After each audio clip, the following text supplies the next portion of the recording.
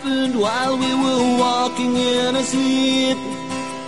Bumped into where our dream world used to be. Neither one of us had even noticed it was gone.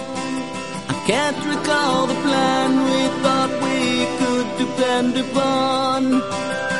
If this is what we've been asking for, I think